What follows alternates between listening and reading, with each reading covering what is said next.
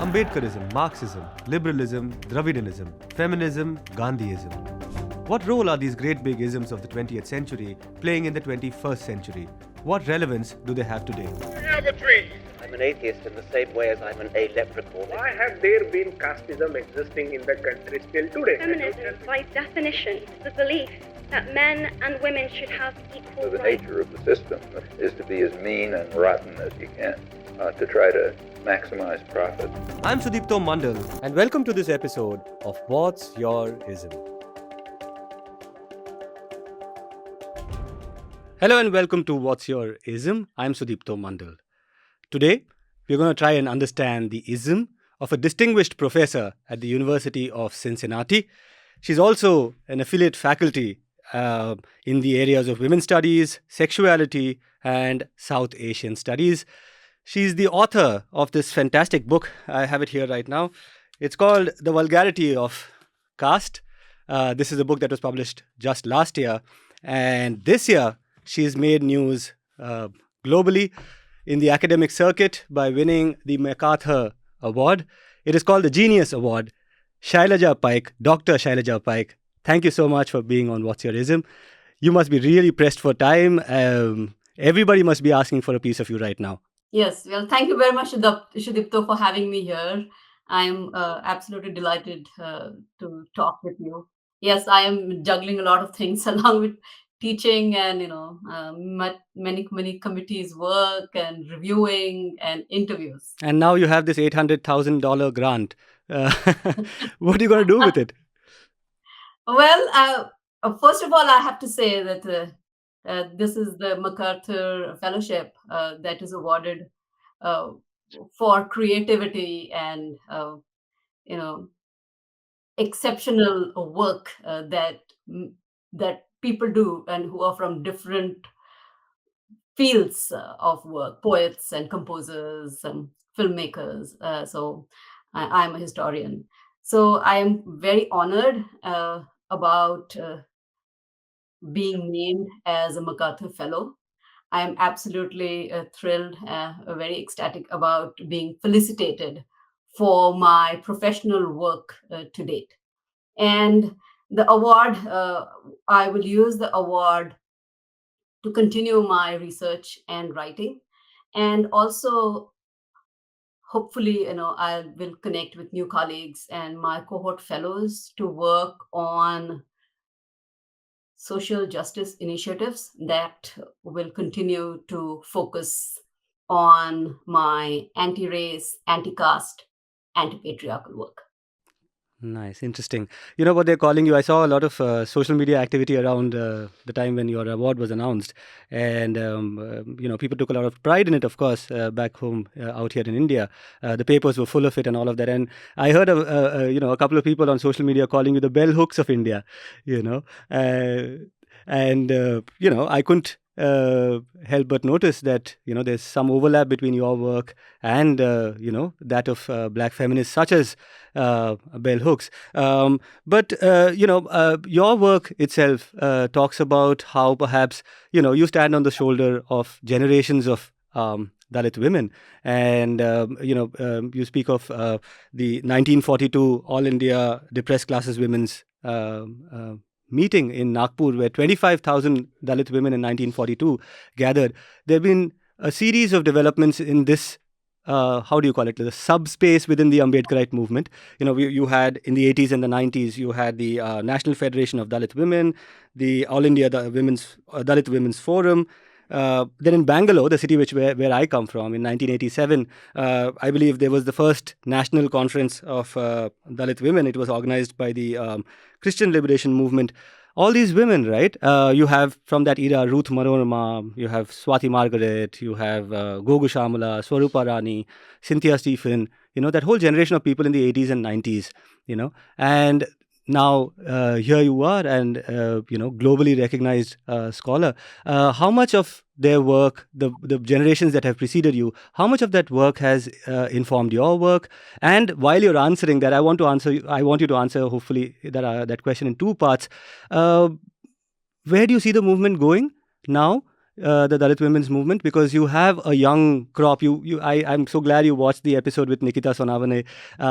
There's an entire bunch of women in that generation out in the US, for example. You have Tenmori Soundarajan. You have in Nagpur, where you visited. I think you hail from Nagpur as well. No, Pune. Pune, yes. Pune, yeah. In Nagpur, I met Dalit Buddhist women who are very much part of the women. You have Bhante Suniti. I interviewed her. Please, if you have time, please check that out. You have Asha Kotwal. In 2017, there was this All India Dalit Adhikar, Mahila Adhikar Manch. All of this is happening in that space. How does this inspire you? What do you see happening in that space? Where is it going? Initial comments. And then we'll get into your book. Okay, right. Yeah, no, definitely. The Dalit women's movement, has been strengthening over the years. And as I have documented in my 2 books, my first book was Dalit Women's Education in Modern India, Double Discrimination, that came out in 2014. And my second book, The Vulgarity of Caste, that you have on your desk right now. So women have been, yes, certainly, Dalit women who have been exploited in so many different ways, but at the same time, they have put together their lives in so many different ways, and they have been resilient and fighting on every front. They they are piecing together their lives and fighting their social oppression, economic oppression, sexual oppression, and fighting the double patriarchy, as I mentioned it, both inside their homes and outside their homes. And women have been in through the organizations and associations, their local networks, even with the Mahila Mandals, for example, in different parts of South Asia, they have been pushing against caste discrimination, against sexual and gender discrimination. So all the heroes that you just mentioned, right? So I have been, I have tracked the story. There are even, women who came earlier, for example, in the end of the 19th century and the early 20th century and the entire 20th century. And this is how we see as to how women are fighting their double discrimination, pushing against every form of oppression, but at the same time, we they're also creating and making their voices heard.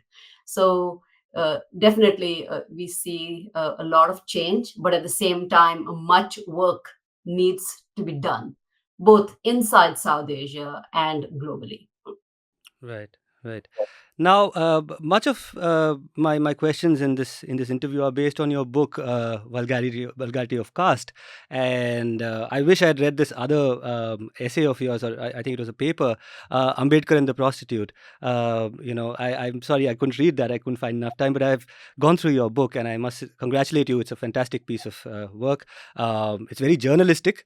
So, as a journalist, I really appreciate the kind of field work you do, the kind of people you speak to. It appeals to me in that way as well. Um, um,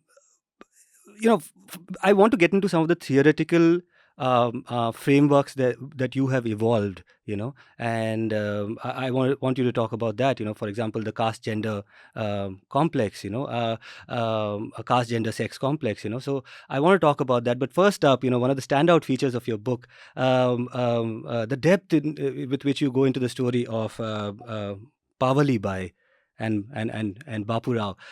Before I get into the theoretical question, tell our audience, please, and I hope you'll forgive us for not being scholars. This is a popular medium, and a lot of people here are interested in this subject, but perhaps they might not have the academic, exposure. So, in layperson's terms, tell us a little bit about this story. This is a very interesting equation that you talk about between Bapu Rao, a Brahmin who takes to Lavani. And of course, the other thing, the book, Vulgarity of Caste, is based on the practice of Lavani and Tamasha.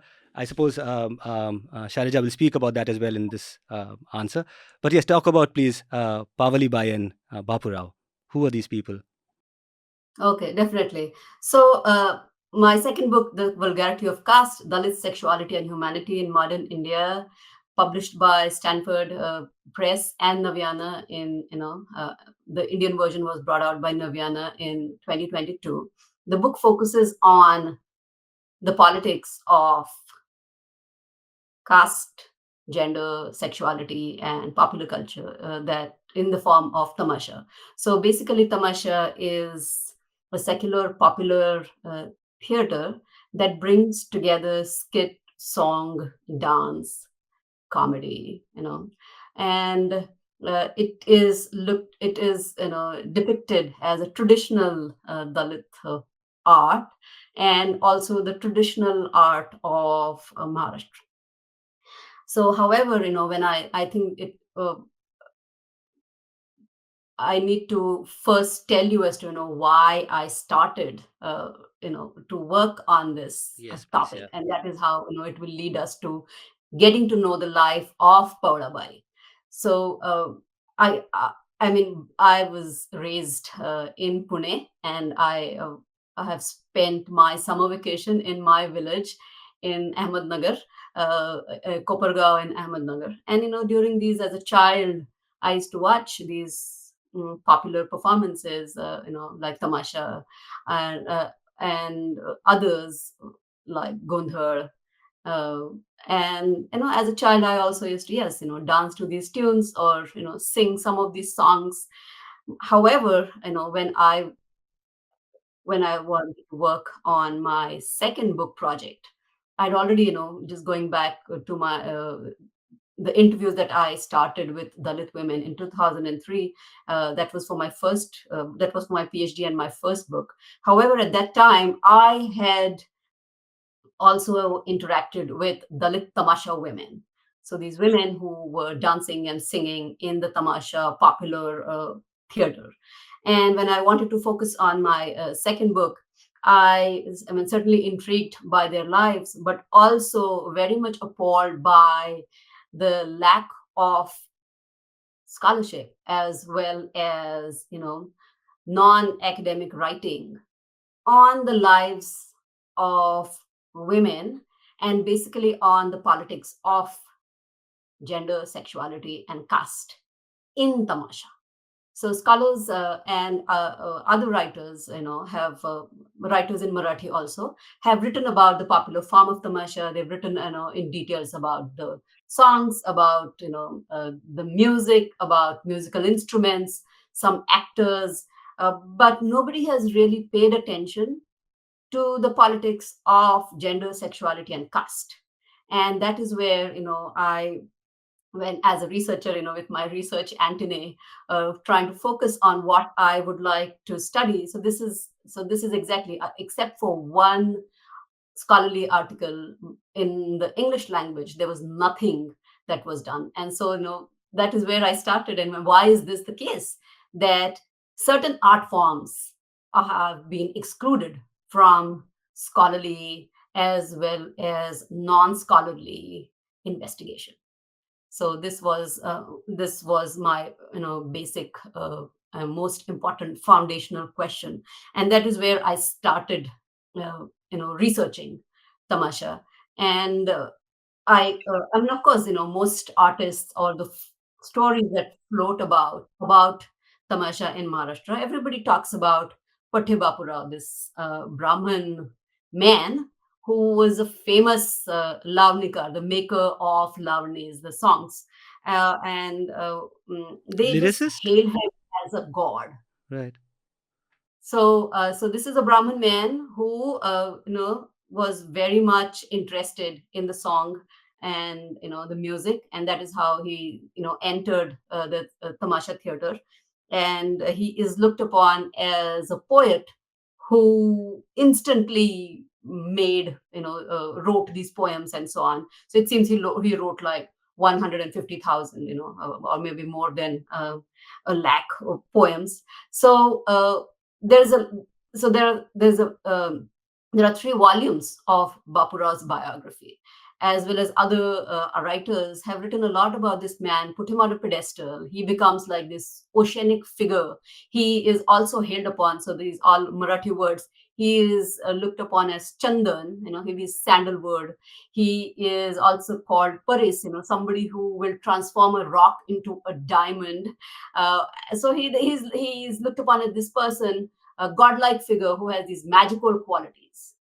So there's a lot about him. However, when it comes to his partner, who was a Mahar woman, uh, uh, and she was a lead Tamasha artist in the beginning of the 20th century. And nobody has credited Paulabai with anything positive. Most of these authors, and of course, there is nothing, there's like very short essays in the Marathi language about Paulabai. But besides that, there is nothing else. And the biographers of Bapurao have they mention Paulabai, in some words or maybe in a sentence or two, and always use the most negative language. So they write about her as being a woman who is very fickle. She is dependent on Bapurao. She had no mind of her own. She is also looked upon as a person who is enticing men. She is written about as a woman who has multiple partners. So it's almost looked upon as a loose woman, as a public woman. And so, I mean, as a scholar, as a researcher studying this and coming across an absolute silence, especially with regards to certain Dalit women. And here the case of Paulabai. So I wanted to find out as to why was this the case? Why is it that, on the one hand, when we have Bapura, the Brahmin man, being praised, endlessly, and then we have absolutely nothing on Paulabai. And that is where I began my investigation and put together this archive. Also read very closely, gleaning information, pulling out Paulabai and her history from these biographies, which just degrade her. Absolutely, a violent language that was used, and they violated her through these words. So I put together this her first history in chapter 2 of my book. Right. And, in the entire story, one of the things that struck me, of course, the tenacity of Paura Bhai and, how she is an independent woman in that time and, financially at least independent and makes her own choices and also very artistically gifted, and this is something that comes through not in the Brahmin biographers' work. It comes in the almost like in the was it the writing or in the oral narratives of her descendants, her nephews. They are the ones who talk about her art. But, one of the things that struck me is this Bapu Rao, how does he acquire that art form? How does he appropriate that art form? You talk about how when Bapu Rao was a young boy, he was living close to the Maharwada, and he could, he was attracted by this music, this this entire culture, that was exploding in those spaces, and he literally goes and catches one of the Mahar boys over there, and from him he starts getting a sense of the tonality of that music, the lyrical, the structural aspects of the lyrics. These things, he takes it from there and then he sanitizes it. Can you quickly talk about that? And yeah, let's talk about that first. And I want to get into why somebody like you, as a Dalit feminist, pushes against elite feminism, as you say yourself. We'll get into that next, but talk about for a bit this appropriation of Bapu Rao, please. Yes, so Bapu Rao, yes, he was, I mean, that, from his, home, whenever he used to, whatever, maybe even like minor sounds and the music and the jingling of bells, or uh, uh, and the different kinds of music, the drums and so on. So he was very intrigued by these sounds, as well as by the songs. And as a Brahmin man, the society and his family that followed the restrictions and the caste boundaries, he could not, initially, he as a child, and very interested in this popular theater, could not immediately, uh, enter Mahar, Mang, Dalit neighborhoods to attend this performance. But however, he is listening to them, and that is how he was writing, these songs. And of course, later on in his life, where he, defies these boundaries, and he enters the Maharwada, and he enters the Mangwada to participate in the Tamasha and the Lavani art form. And so when he's doing this, he was, yes, picking up these songs, and as his biographers mention, he sanitized the words, because as his biographers say, oh, that the Dalits, the Mahars and the monks, had no idea. These were like, when they spoke about these words, they were just like pebbles. However, Bapurao, picked up these pebbles and transformed them into diamonds. So you can clearly see as to how this the highest caste Brahmin man has this privilege to cross caste boundaries, and to defy these his caste status when he wants to, and at the same time also at times, during in his songs, in his lavnis, he also, and I write about this in the book, he also celebrates that he is a man belonging to the highest varna, so the highest caste. So so he has the freedom to bounce anywhere, to uh, sing anything, write anything, and claim his Brahmin status whenever he wants to. Whereas the actual authors of these songs, the Mahars, the monks, and other Dalits, and and non-Dalits, the low castes and classes, were never credited as authors of, as the makers of this art, and that is a problem, and that is what I analyze and write in my book. Right. I want you to also share this very interesting anecdote. And I've heard about this, almost as a rumor, let's even say. And as a rumor, which is almost, how do I put it, a little maliciously aimed at Ambedkar in the context of the Mahar Satyagraha, saying that he did not take the donation of the women in Tamasha, but that there is an episode in your book where you talk about an exchange between Bapurao and Ambedkar. So that, I think, should put this rumor to rest. And also, it's a very interesting interaction. Please talk about it, and then we'll get to these theories that you have evolved in. Yeah. Absolutely. So, so now that you know about Bapura and Paulabai, here in 1927, when Dr. Ambedkar is, fighting his political, social, religious, ideological battles with the dominant castes and classes, and as well as the British government, he in 1927, is trying to put together funds to uh, so that Dalits could have access to the public tanks, for example, that of Mahad. And so for Mahad Satyagraha, when he was collecting funds, Pathe Bapurao, that I just mentioned, was also, wanted to donate towards this important social cause. And so he visits Dr. Ambedkar, adorned with two Mahar women on his sides, on both the sides. And when he provides, when he's gives is almost very ready to give this donation, Ambedkar declares that he doesn't want, I don't want your money, this money that has been accumulated by making Mahar women dance on the stage of Tamasha. So here Dr. Ambedkar is fighting against and resisting the sexual exploitation and the commodification of Dalit women.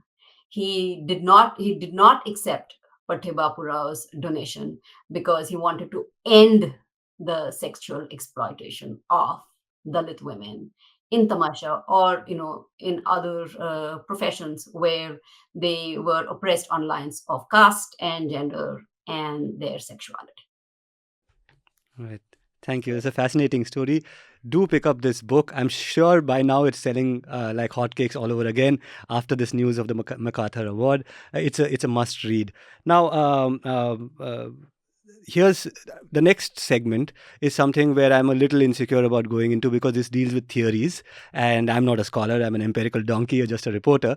So I'll try and take you through different, let's say, even theories sections in your book, and then you can talk about it. So one of the things, of course, in terms of in the largest frame of who you are and what you do, Shailaja Paik is somebody whose work, pushes against what we understand to be elite feminism, and these existing conventional frameworks of feminism, are in a way put to test, because it does not take into account the subjectivities of Dalit women. There's a section in page 19 of your book, where you talk about Manuski, right? I want you to talk about Manuski. I want you to talk about, because Manuski, in Marathi, in English, it means human dignity, to reclaim Yes. human dignity.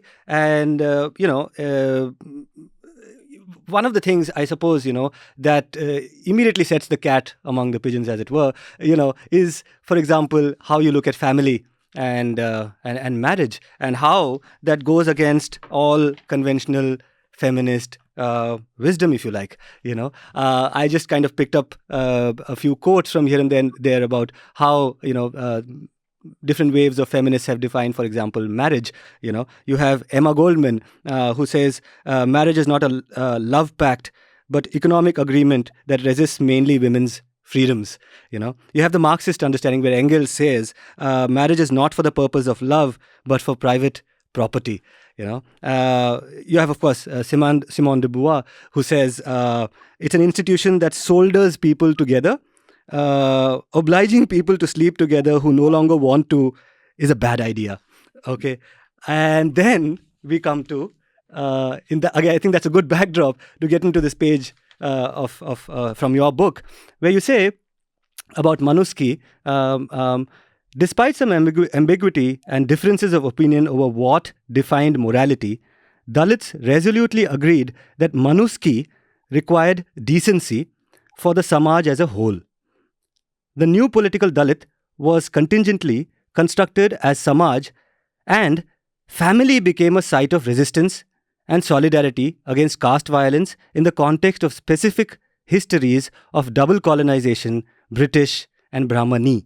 You say Brahmani, I wonder why. I mean, most people say Brahmanical or Brahmani. But anyway, but this thing of, locating resistance, family as a site of resistance. Speak about this, and why do you think it is an important thing that actually distinguishes the perspective of somebody like you from what would be called a conventional feminist? So you need to understand that I am focusing on Dalit women and, yes, the larger Dalit community that has never been looked at as humans. They have not had the luxury of being always already celebrated as human beings. This is the community that we are looking at. And that is why we need to understand that women in the community have been looked upon as women who are public women just because they have to work outside the homes. They are not they are looked upon as something opposite of the woman inside the house.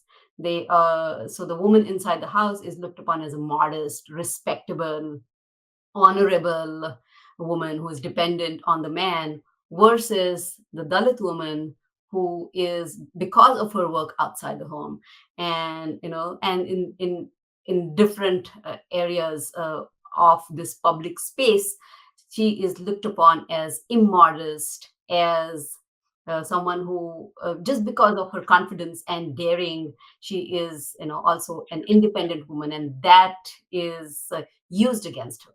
So Dalits were also not, because of these intersections of caste and gender and sexuality, or the sex gender complex that I call in to analyze this tripartite, oppression of Dalit women. Dalits also did not have the luxury of forming, family bonds and these kinship bonds that could be protected, and uh, that is the reason family became very important. Marriage, and again, I'm talking about specific historical, political, ideological contexts. This may not be true for the entire Of centuries. course. So you also need to understand. So, for example, when I'm analyzing Dr. Ambedkar's speech to the so-called prostitutes in Mumbai in 1936, or his interaction with Pratibha Rao in 1927, we need to look at that context, and at the same time also how certain concepts like Manuski are developed in these, and in these contexts, but they're also applicable outside these contexts. So here, Dr. Ambedkar is specifically, focusing on these women who have never had the luxury of having the warmth and the love of families, as opposite to non-Dalit women, and that is why marriage becomes one of the tools that can grant protection, that can grant safety, that can provide warmth and love to these women who have never had the opportunity of having this safe space. So in that particular context, marriage becomes a tool for providing a form of human dignity to these women to get out of their professions, as Dr. Ambedkar would say, and then grant them some kind of liberation. And this is why conventional feminist analysis, which just stops at dismissing Dr. Ambedkar as a patriarch, is problematic. So we need to that, and that is where we need to. I have taken these feminists to task, and we need to analyze even deeply as to there is something else and something more that is happening here, that is beyond patriarchy. Patriarchy is first of all a relationship between men, and in this case the British high caste men and Dalit men. But at the same time, here what is at stake is Dalit humanity. And so how can then you think about these pressures and these different forces that are operating at the same time to carve out this humanity and human dignity for people who have never had the luxury of being depicted as humans, and have been, as Dr. Ambedkar and as we analyze of people who are considered almost animal like. Right. You speak about how this is rooted in the subjectivity of the Dalit experience of slavery, and within the context of the sex, gender, caste complex. And though it is of course not universal, like you say yourself, but I couldn't help but notice that in addition to Dalit women, there are a bunch of women all the way around across the other side of the face of this earth, black women, and how they have over time, contested what you call conventional feminist wisdom. And you have somebody like Bell Hooks, to whom you have been compared now, like I was saying in that social media post. If you'll allow me, the moment I read that section that I just read out from your book, the moment I read it, it took me back to so in journalism school, there was a gender studies paper, and there was this paper I had read by Bell Hooks, which was a 1990 publication, Home Place as a Site of Resistance. It is an essay by Hooks, in which, if you'll allow me, I'll just read quickly from that, what the important section, which matches with a lot of what you say. It says, historically, black women have resisted white supremacist domination by working to establish home place. It does not matter that sexism assigned to them this role. It is more important that they took this conventional role and expanded it to include caring for one another, for children, for black men, in ways that elevated our spirits and keep us from despair. That taught some of us to be revolutionaries able to struggle for freedom. With that quote, I'll invite you. I do want to go again, like I said, to this very formidable theorization that you have done. But you are out there in the US at a time when there's a lot of cross learning, a lot of collaboration, let's even say, between Dalit women, I understand, and black women, African American women out in the US. What kind of give and take have you been part of in those universities, these academic spaces, perhaps even outside in social spaces? The reason I ask you this, I suppose, like in India, when you talk about intersectionality, often the Dalit subjectivity does not find an intersection with many other marginalized identities. But how is it different in the US for you? Because anecdotally, caste and race play out quite in similar ways. Yeah, definitely. So I have in my life, it's about 20, 23, 25 years here, outside India, and especially a lot. In the US, I have tried my best to connect the two communities, Dalits and Black people, in a number of ways, and through my writing and for example, participating in workshops and conferences where we can build solidarities between the two communities. And I think it is very important because historically there has been a conversation between the two communities, even if they belong to different countries and different contexts, but still there has been a conversation about the historical, the social, and the gendered oppression. So through my writing, I have created bridges so that the communities can talk with each other, and especially Black women and Dalit women can find some kind of parallels and solidarities when we are fighting against anti-race, anti-caste, anti-patriarchal oppressions. And this is a global fight. So I have tried my best to connect with faculty as well as some people in the community so that we can work on these lines. However, we need deeper conversations along as to how this could be done. And most importantly, here also Native Americans and also the Latinx people. So there are so many people and who are fighting against these different forms of oppression. So much work needs to be done in order to build these bridges, what I call. So I'm hopeful that with the MacArthur Fellowship, I will get some time in order to work on these lines. Right.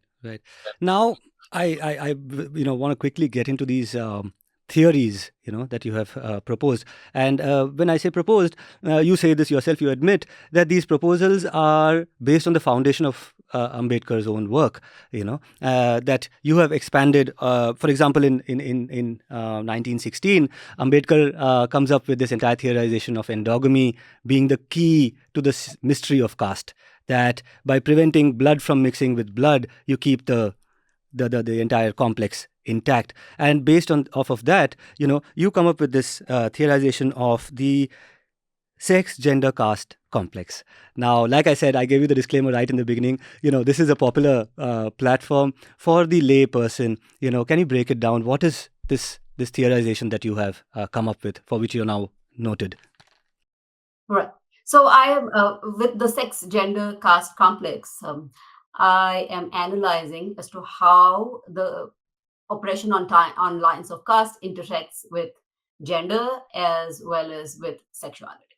So in his 1916 essay, Dr. Ambedkar, argues that endogamy is basically the root cause of the is at the root of this mechanism of caste, where women from different castes mm, are not allowed to marry across these caste boundaries. So most importantly, sex and marriage is the problem. And so, of course, here when Dr. Ambedkar has put together his theoretical framework, he has analyzed the lives of Brahmin women. Talks about, he writes about sati, widowhood. So these were it's mainly the Brahmin women who had to experience these problems. I have extended his theoretical formation to the Dalit Tamasha woman or the Dalit prostitute. So what happens when we think about how caste oppresses the Dalit Tamasha woman? And so this is here. So yes, it is sex that actually leads to the problem of caste. And second, it is gender, as to how some women are oppressed even further, more compared to men. And that is how the mechanism of caste functions. I'm sorry to interrupt you. While you were answering that question, there's another theorization on which you expand, which is the concept of the surplus women that Ambedkar talked about. So if you can just like rewind a little, and go back to that other theory of the surplus women, and how that was a theory, of course, in which Ambedkar was talking about what happens to unmarried Savarna women or Brahmin women. You have extended that theory. So if you can just rewind back to this thing. So the sex, gender, caste complex is connected in a way, like you said yourself, to this concept of surplus. So once again, can you just add that to the narration and explain to us what the surplus is as firstly? Right. So when Dr. Ambedkar writes, about how endogamy functions and how it leads to the mechanism of caste, so his argument is that, of course, when one woman marries one man, that there is a balance. However, when the man dies, or there's a widower, it's the woman who becomes the surplus woman. And here, she is the one who is both in one way is very significant to this structure, but at the same time also insignificant. So she's significant because she threatens, she has the capacity to marry anyone, or to have sexual relationships with anyone across the caste borders. And at the same time, as a widow, she also is insignificant. So you have to understand that dual movement there. And again, this is very, in Dr. Ambedkar's theorization, this is very confined. What he writes about is about the Brahmin woman. I extend that to the Dalit woman, to the Dalit Tamasha woman, or the Dalit, so-called prostitute, who is the surplus woman. And, because she is, yes, one, if she is left without a partner, then she is threatening this order. So she is very insignificant on one hand, but also very significant. And that is the reason she has to be so-called controlled, as this patriarchal model would provide. Right.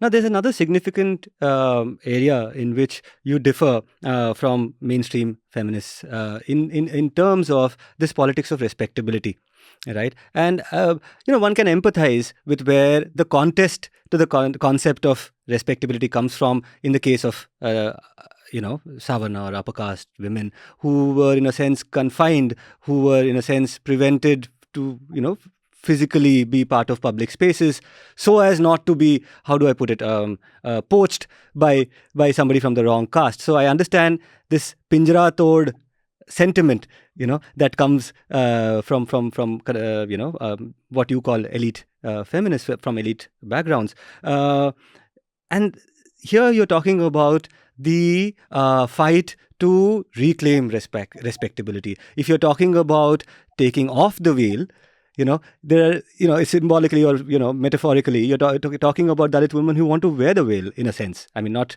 literally the veil, but, to cover themselves up at a time when there's this how do I put it, this in the case of Tamasha, this lecherous gaze, right, which wants to commodify your body, and the act of covering up becomes radical, right? So speak to me about this, this dichotomy, as well as now.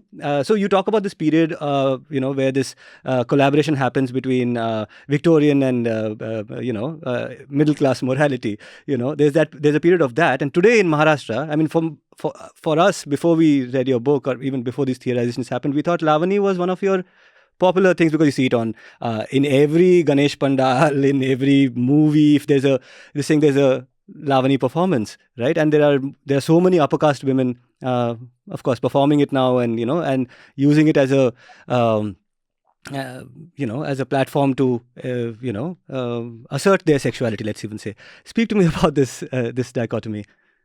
There's a lot. So let me start with that, because that is what tells about this difference between a Dalit and a non-Dalit woman. So as I write in my book, yes, many high caste women have started appropriating Lavani and are performing it, and at the same time, this is where they have the luxury to perform or not perform any dance form. They can belly dance, they can do Bharatanatyam, they can do Kathak, any sort of dance, and still they enjoy the privilege of being the most respectable high caste women who can do anything. However, when it comes to Dalit women who are already looked upon as sexualized and who are looked upon as public women, who have never had this luxury of being respected in the society, they are the ones who are stigmatized at all times. And this is what I have analyzed as to why this is the case. So I have written about as to how, when high caste women want to perform these Lavnis, they visit the theater and they perform, and they are they return to their respectable homes on their scooters. Whereas it is Dalit women and hereditary artists who have been in this performance for for centuries. 5 and 6 generations of these families have been in these performances, and they do not have the luxury to just shed their past and their present and enter their respectable homes. So different women and different communities have to fight with different oppressions. The same solutions cannot be applied to all communities and to all women. So that is why we need to understand how, and exactly as the title of my book shows, humanity and sexuality are very much interconnected. So just celebrating sexuality without taking into consideration the social and the political and the economic ideological context in which a particular community has had to live is very, these are very different things. And of course we cannot rank oppressions, but at the same time we need to really pay really focus on as to what is happening to that particular community and to the specific woman when they have for centuries fought against these multiple oppressions of gender, sexuality, caste, and race. Right. Right. I want to understand from you this. You spoke about the appropriation that happens in today's time. Where it has gained a certain acceptance Uh, but I wonder if you will have some insights into some parallel performances. Talk about Sadir and Bharatnatyam. There have been other examples where what were originally subaltern art forms were appropriated and sanitized. And you also see that when it gets sanitized, then upper caste women being part of it, does not have the same kind of, it doesn't lack the same, it doesn't lack in respectability. Let's even say, for instance, there was a conversation around courtesan culture, saying that this is art and this is not sex work. And then this was something that was coming from, groups of intermediary caste women. And Dalit women shot back saying that there was an internal hierarchy within the courtesan culture, which is that there were upper caste women in the courtesan culture and there were Dalit women. And Dalit women performed a completely different labor as compared to upper caste women in the same enterprises. Can you speak about some of these things with some illustrations, perhaps even? Yeah, I think just let's take, for example, the context of Maharashtra where I work, the controversy on bar dancing, right? And so this has been a site of great contestation amongst different feminists.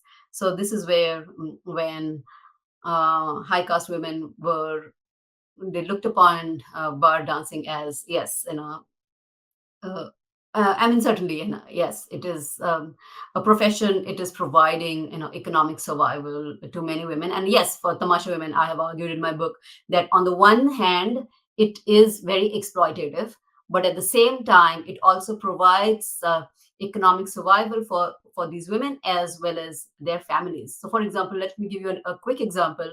So, Mangalatai Bansode, a lead Tamasha artist who features in chapter 6 of the book, she, yes, uh, was exploited by the tamasha practice, but at the same time she also transformed it into a business enterprise, as she called it, Sakhandani. It became an ancestral lineage for her and for her family. There are about 200 people in Mangalatai's troupe, and it is Mangalatai's song and dance, and her, uh, and her sisters and her family who are in this profession, that basically their performance is responsible for the survival of these 200 people. So we need to understand as to how women are implicated in these power regimes of the tamasha performance, and also pay attention to the hierarchies of caste. So as women who have been historically sexually exploited in this performative tradition, as to what do they have to say and what are their experiences versus those who have who can enter the stage and get off and still retain their so-called normal lives. So we need to pay attention to these specific politics of the sex, gender, caste complex, as I call it, when we analyze these different performances. Right. Thank you. I have what, like, you are rushing. I have time, Yeah, what, for maybe two questions, 5 to 10 maybe? minutes. Yeah. I have two broad themes I want to discuss. Of course, I want to discuss, the caste, gender, sex complex. It is a complex design not just for Dalit women, but for Dalit men as well. So, I want to get into what happens to Dalit masculinity in this framework, certain emasculation that a Dalit man may even experience. I'll come to that. But before that, I want to understand from you. Do you see? I mean, historically, you see upper caste women contesting their confinement, but you also see a lot of collaboration. Do you want to reflect on the collaborative aspects of upper caste women in this caste, gender, sex complex? Yes, I think I would go here. I would like to go back to my, first book also. So yes, there. I mean, certainly there have been, uh, problems because of caste and the way high caste women treated Dalit women, for example. So just to give you a very quick example, and this is from my first book, Dalit Women's Education in Modern India, where Dalit women, and they've written about this as to how they were not allowed to sit alongside high caste women during communal meals. So high caste women did not allow them to sit together. So they were ostracized on these lines. And but at the same time, after women, high caste women participated in reform movements and so on. They invited some Dalit women to their homes for some puja or some other event. So there are also these points where there are efforts being made by high caste women in order to find some kind of friendship, to build some solidarity. Right, right. Yeah. Now, one of the things that I wondered about, so you have this entire thing of, reducing the Dalit woman into a prostitute and to sexually exploit her. But at the same time, you have concurrently almost this effort to deify her, right? As a goddess, a seasonal goddess even. For a certain time during the festival time, she becomes a goddess, and for the rest of the time she's something else. But if you go into some narratives about the role of Dalit women in spiritual practices, right? There is evidence in history of them having played a very important role in several spiritual practices, particularly within fertility cults. Not cults, but religious spiritual systems, that celebrated female fertility. You have the figure of the Matangi, who's a very powerful figure who has been reinterpreted in multiple ways across the subcontinent. The figure of Matangi, and Matangi is essentially a Matang woman, I would imagine. How do you see this role that's also been played by Dalit women? Of course, there's this prostitution that they are forced into, but there's also this other role. How do you see that? Yeah, this is clearly the problem, right? On the one hand, we see as to how Dalit women are very significant for this operation of the society. So just in the figure of the Matangi, as you mentioned, so they are very important for certain rituals and certain rites, and they are she's the priestess, and at the same time, she's also sexually exploited. This is the same thing with when in my book in Tamasha. So we come across the Murali woman who is so-called given or devoted to the gods, and Dalits would be invited for certain events, like which to commemorate certain auspicious events like the birth of a child or a wedding or so on and so forth. And or for example, even like Holi, Mahars were the ones who had the right to lit up the fire. So the dominant caste men in the village would have to wait until a Mahar man would go and lit up the fire. So they're significant at certain times, and beyond that, they are insignificant. This is exactly the play of caste and gender. So Dalits are used whenever dominant castes feel like and think that they need them, and at other times they are looked upon as disposable. But clearly they are not. So they are very much needed for this mechanism of caste to function. Right. I have a supplementary question in this area. Now you have this entire modernity that erupts within Maharashtra with the coming of Buddhism, and entire families, millions of people taking to it. Now, in this series of shows, in fact, very early on, I had an interview with Suniti Bhante. She's one of the few, perhaps the only, or one of two or three, ordained priests. She's ordained as a high priest, and that is something that is very rare for women, and rare, not just rare, but it is very bitterly contested as well, because not only do they not recognize this figure of a female high priest, what she went on to do next, I think, got a lot of people very worked up, which is that she in turn gave Diksha to a male priest. And these kind of let's say, even fights, quarrels breaking out in the Ambedkarite Buddhist space indicates that there is also a contest between male and female there. How do you analyze this thing, and where do you see the role of women within the emerging Navayana Buddhist tradition? Yeah, definitely. So this is where, I mean, as I said, the politics of the sex, gender, caste conflict. We need to really focus on, as to what is happening in particular historical moments and what is the larger context. So here again, we see with Buddhism, as to how women have to push against some patriarchal forces, and in order to make the change. So clearly, with as you mentioned, with with the with Sunitita Bhante, as to what the kind of thing that she is able to accomplish in that space, pushing against different oppressive boundaries of both gender and caste and sexuality.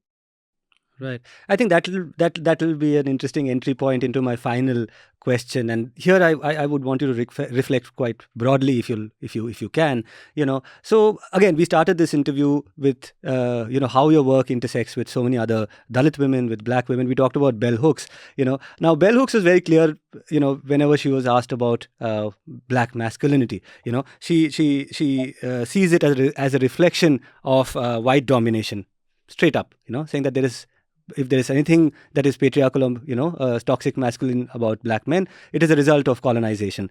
And then you have someone like an Alice Walker in Color Purple, right? For which she was criticized as saying that she has contributed further to the stereotype of the violent Black man, right? Of course, she later clarifies through other works, that she also probably sees this kind of violence within the colonial framework. But help me here to understand Brahminical patriarchy, and what it does to Dalit men. Right, because as Ambedkar said, the taunt aimed at a Dalit man is that you are a bastard, that you don't know who your father is, that you're a chandal, that you're a son of a prostitute, right? Now, how do you think this shapes, a Dalit man's self-image, but also his image in relation to his women or women in his community? Yeah.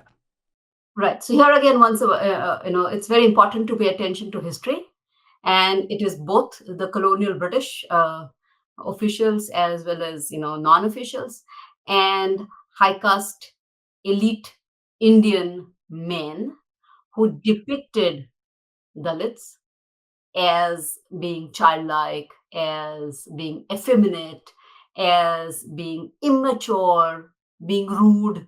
So these were the words that were reserved for Dalits, and yes, Dalit men. And when it comes to Dalit women, they are again, have to face this double oppression in terms of gender and caste. That is my dog. I have one too. He's white. I call him Superman. What's yours called?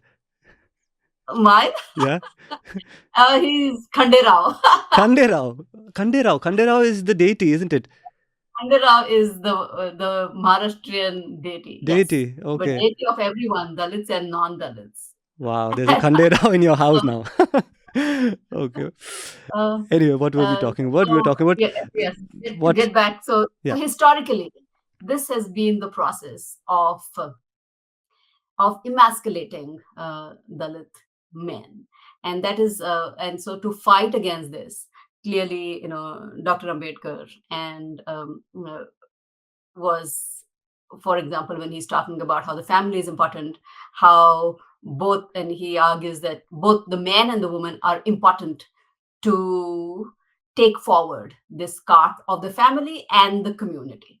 So this is where he argues about the equality between women and men, and and as to how women are very important to the struggle. These are his words again, that women are more important for this fight against untouchability compared with Dalit men. We need to understand as to how Dr. Ambedkar's and the Dalit community's fight for human dignity is pushing back against this emasculation of the Dalit community on the one hand, but at the same time, Dalit men need to also pay attention to the domestic patriarchy, the oppression of women inside the homes. So they are the ones who have to take even more responsibility in order to understand this double struggle. So fighting against the high caste patriarchy, and at the same time paying attention to the gendered and the sexual oppression inside the homes. So I just want the community and men, especially Dalit men, to understand these struggles even more and stand with Dalit women. This is our struggle. This is a struggle of Dalits and non-Dalits, and Dalit men who need to stand with Dalit women and support their fight against caste, against race, against patriarchy. Thank you. I couldn't have said it better. Thank you so much for that.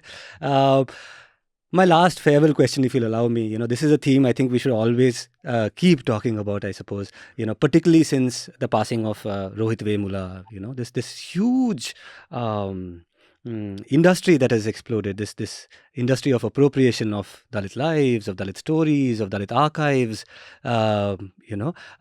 You speak about it as well, where there is this sudden scramble for everything to do with Ambedkar and Dalits, and I can't say that all the work is poor quality, but I can't but help feel perturbed about who's doing some of this work. It is defended, and I can empathize with it to a certain extent, which is that it is a secularizing of Ambedkar that is happening, let's say, with so many different scholars from different backgrounds. How do you look at this? There's an x-axis and a y-axis here, right? Of course, we want, we ourselves often talk about how Ambedkar is for everybody because of how many things he was relevant to and how many things he did, but on the other hand, this appropriation, how do you contend with these two things? Yeah, it's as the past decade and a half, as you can see, nobody paid attention to Ambedkar, and now suddenly, as I have written, he has come into fashion for so many, and everybody is trying to appropriate him. I just want them to pay attention and read what he has written, and instead of believing in rumors and different kinds of stories that are floating around. So it is, as I said, it is good that people have started reading at least, but I would like them to get even deeper and read his works, and also if they can follow his messages, that would be really wonderful. And this is where I think ethically, morally, what both scholars and non-scholars who will be working on these lines. So I really want them to pay attention to this. Right. Thank you, Professor Paik. I'll let you go only if you promise to come back, when you're not this busy. I hope to have a longer, more immersive conversation about your journey, actually. That's something we didn't speak about, but I thought it would be far more important for people to also engage with your theories, and that's why I kept it to that. But I do want to get into this journey. You're 25 years in the US, all of that. Please promise me you'll come back again for another round of this conversation a few months down the line. But for now, I'm afraid that's as much time as I've got on this show. Is there anything that you think I should have touched upon that I did not, that we can keep for next time? I think no, this was very good. So thank you very much for having me here. I just want to once again, underline that this is a global fight, and we need to stand together against this anti-race, anti-caste, anti-patriarchal fight. And I welcome, and I request non-Dalits to expand their mental faculties and stand with Dalits, Dalit men to stand with Dalit women, so that we can continue and strengthen this fight for human rights and social justice. Thank you very much. Thank you. That was Dr. Shailaja Paik and her ism. Some of you would have, of course, agreed with her. I'm guessing some of you disagreed with her. Do let me know what you felt about this interaction. Do read that book of hers. I'm going to put out this cover once more for you to see. This is The Vulgarity of Caste by Dr. Shailaja Paik. Do check out this book and all her other work. That's all we have time for today. Thank you. I'll see you next time.